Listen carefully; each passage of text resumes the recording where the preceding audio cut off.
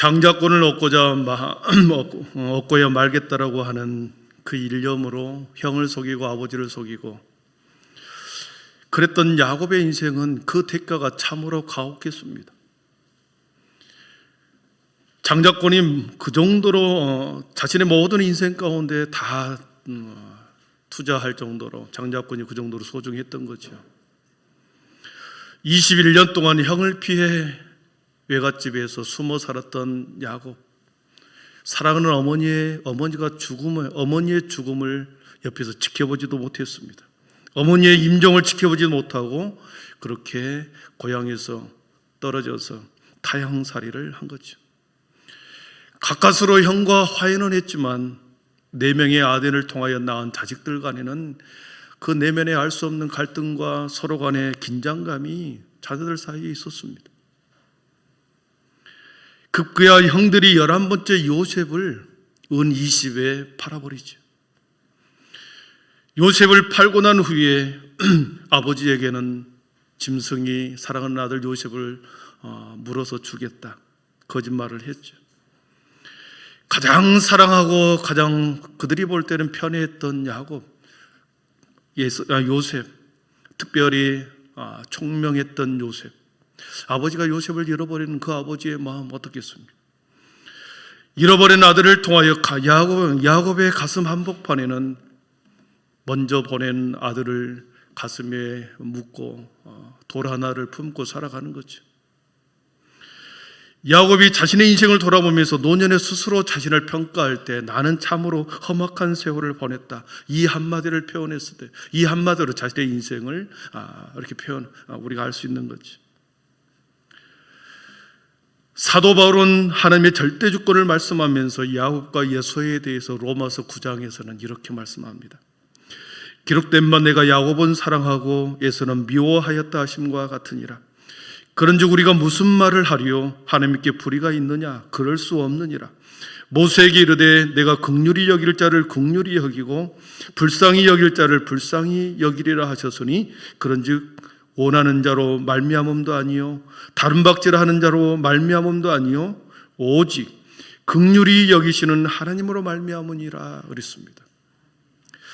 하나님이 야곱을 일방적으로 사랑했고 에서는 미워했다고 그랬습니다. 왜 야곱을 사랑하는지, 왜 예수를 그렇게 일방적으로 장남임에도 불구하고 미워했는지 아무런 이유가 없습니다. 오직 긍휼히 여기시는 이는 하나님으로 말미암느니라 그랬습니다. 하나님의 절대 선택과 절대 주권 속에서는 틀림이 없고 불의가 없었다, 정확하다는 거죠. 그렇게 야곱은 하나님의 계획 속에 들어왔고 하나님의 계획의 상속자가 되었습니다. 야곱과 열아들이 사는 그 땅 가나안 땅에 심각한 가뭄이 일어났습니다. 물론 이 가뭄은 하나님의 계획을 이루고자 하는 하나님의 계획 속에 있었고 이 가뭄을 통하여 감옥에 있는 요셉을 세상 한복판에 세우기 위한 하나님의 큰 계획이 기근 속에 있었습니다. 당시 요셉은 보디발의 아내의 사건으로 인해서 무고하고 그리고 억울하게 누명을 써 감옥 한복판에 오랫동안 감옥살이를 하고 있었습니다. 여러 해 동안 감옥살이를 하는 가운데 요셉의 인생은 가장 낮은 것, 가장 비참한 인생 가운데 가장 수렁 가운데 빠진 그 상태였습니다. 정치범 수용소였기에 수감되었던 사람들 중에 죄수 중에 한 사람 한 사람이 사라지기 시작합니다. 요셉도 오늘은 내 차례가 아닐까 두려움 속에 살았겠죠. 그러나 바로의 꿈을 해석해 줌으로 인해서 요셉은 하루아침에 가장 깊은 감옥 생활에서 하루아침에 애굽의 총리가 되어버리죠. 사랑하는 성도 여러분, 죽음의 가장 낮은 곳, 무덤의 가장 낮은 곳이 부활의 문으로 통한다는 걸 아십니까?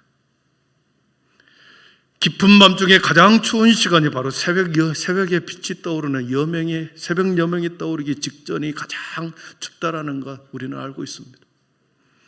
인생의 깊은 수렁에 빠져서 그 기간이 너무 길어 턱 밑까지 차오를 때 드디어 그 인생의 고난은 빠져나올 시간이 됐다는 거죠. 감옥살이에서 일인지한 만인지상이 되어버리는 요셉. 요셉의 인생을 볼 때 전능하신 하나님의 손길이 아니었으면, 하나님의 능력이 아니었으면 도저히 불가능한 일이 어떻게 일어날 수 있겠습니까? 한 사람의 인생의 성공, 한 사람의 인생의 부흥이 일어나기까지 그 이면에 일어났던, 그리고 그 수면 안에서 벌어졌던 수많은 우여곡절을 우리는 보지 못하고 성공의 겉모습을 부러워합니다.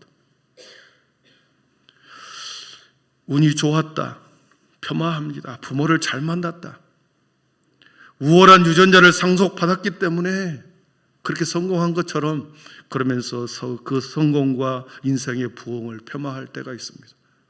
그 이면을 보지 못하고 수면 아래에 그가 어떻게 살아왔는지, 얼마만큼 피나는 노력을 하면서 살아왔는지, 수많은 우여곡절을 겪고 살아왔는지를 다 무시하고 드러난 성공, 드러난 인생의 부흥을 그렇게 부러워하는 경우가 있습니다. 야곱의 인생이 험악한 인생이었다면 요셉의 인생 또한, 그의 인생은 험악한 인생이었습니다. 하나님의 계획은 야곱을 통하여 요셉에게 이어지고 있었고, 그 과정이 참으로 드라마틱합니다. 야곱은 죽은 줄로만 알았던 요셉, 가슴 한구석에 늘 그리움을 갖고 살았던 요셉이 살아있을 뿐만 아니라 애굽의 총리가 되었다는 소리를 듣습니다. 그리고 애굽과 가나안 온 땅에 7년의 풍년과 함께 7년의 대흉년이 진행되고 있습니다. 7년의 대흉년이 시작될 때, 가뭄이 더욱 심해질 때, 이미 요셉은 자신의 가족들을, 야곱의 가족들을, 그의 아버지 야곱과 그리고 그의 모든 형제들과 조카들과 그리고 가솔들을 다 애굽 땅으로 불러들입니다.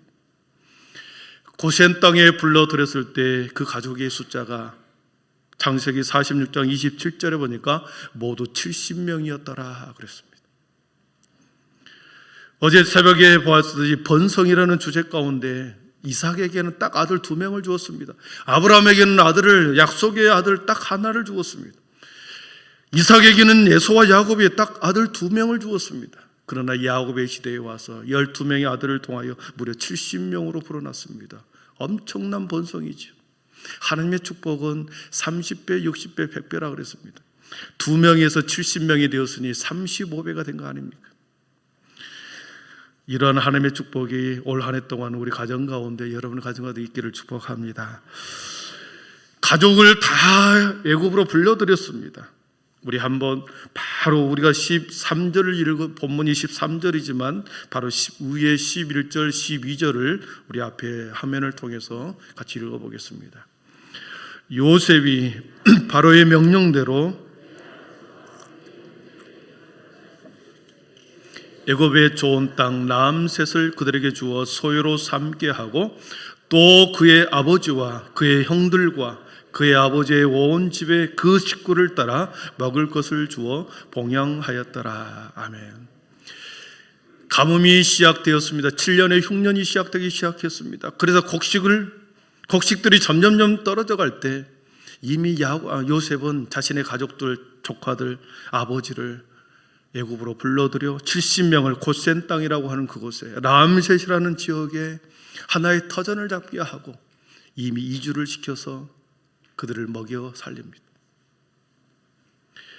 오늘 본문에는 여기서 너무나도 대조적입니다. 13절을 보면 그렇게 시작합니다. 기근이 더욱 심하여 사방에 먹을 것이 없고 애굽 땅과 가나안 땅이 기근으로 황폐하였다. 온 세상이 가뭄과 기근으로 모든 사람이 고통을 당하고 있을 때, 사방에서 먹을 것이 없어 고통당할 그때에, 그 와중에 야곱의 식구들은, 요셉의 형제들은, 그 부모들은 70명은 대조적으로 전혀 가뭄의 고통을 겪지 않습니다. 오히려 더 풍족하게 요셉을 통하여 양식을 봉양을 받습니다. 사랑스러운 여러분, 하나님의 계획이 뭐였습니까? 아브라함을 통하여 큰 민족을 이루고 창대하게 복이 될지라, 이렇게 하나님의 계획이었죠. 그 꿈이, 하나님의 꿈이 현실로 점점점 다가가고 있습니다. 애굽과 가나안 온 땅의 기근으로 모두가 죽어갈 때 야곱의 가족들도 동일하게 그 가문 속에 있었다고 한다면 어떻게 번성할 수 있겠습니까?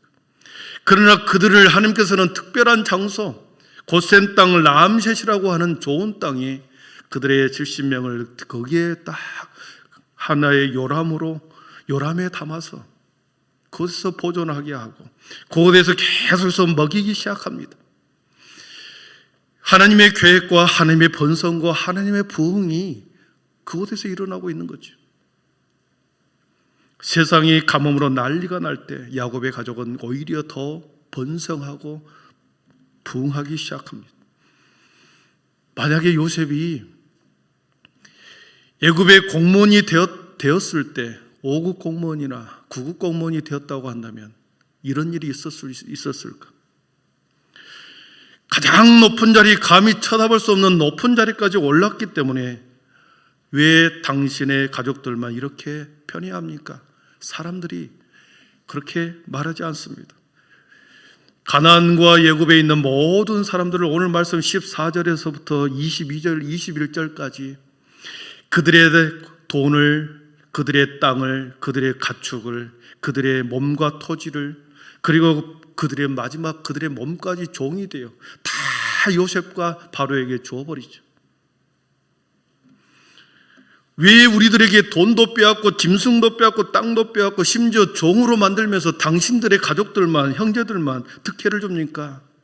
이렇게 말하는 사람이 한 명이 없었습니다. 왜냐하면 종리이기 때문에 그런 거죠. 오늘 말씀에 하나님의 부흥이 어디에서 일어나고 있습니까? 애굽 땅 한 기퉁이 람셋이라는 곳에서 일어나고 있는 거죠. 모든 사람들은 파리하게 말라 죽어가고 있을 그때에 야곱의 후손들은 더욱더 번성하고 더욱더 생육하고 더욱더 충만하게 부흥의 길로 걸어가고 있었습니다. 그곳에서 430년을 합니다. 무려 200만 명이라고 하는 숫자로 늘어납니다. 한 민족을 이룰 민족이 된 거죠.